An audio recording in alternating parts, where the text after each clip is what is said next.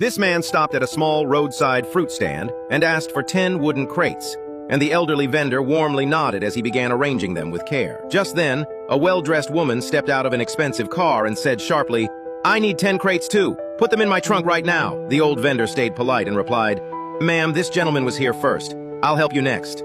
She frowned and snapped, "I'm not waiting here. Handle my order first." The man buying fruit smiled calmly and said, "It's fine, help her first, I can wait." The vendor quickly carried 10 fruit crates and stacked them into her trunk. But as soon as he finished, the woman reached for her door and tried to leave without paying. "Ma'am, please wait," the old man called out. "Your total is $100. She slowly turned back, offended. "Excuse me? You still need to pay before leaving," the vendor said softly. She laughed arrogantly and said, "Do you know who you're talking to? My husband manages that company across the street, and every shop around here answers to him, including this stand.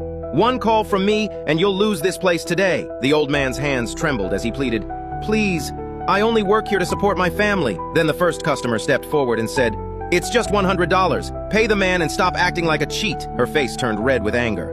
"Mind your business. If I call my husband, you'll regret speaking to me." The man stood still and calmly replied, "Then call him." She immediately pulled out her phone and dialed. Minutes later, a black luxury SUV pulled up fast, and her husband rushed out asking, "Darling, who's giving you trouble?" But the second he saw the waiting customer, his expression changed, and he lowered his head respectfully. "Sir, you're here?" he said nervously. "My wife said someone was causing problems, so I came quickly." The woman looked confused and shouted, "Why are you calling him sir? He's the one insulting me." The husband's face went pale. "Sir, please forgive her. She didn't know who you were," the man answered coldly. "That doesn't matter. She insulted an honest worker and tried to steal from him because she thought power would protect her." Then he stepped closer and said, "You are only a manager in my company.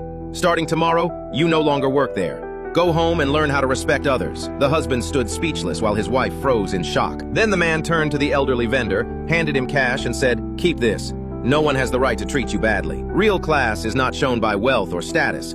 It is shown by how you treat people with less power. Drop a heart if you agree."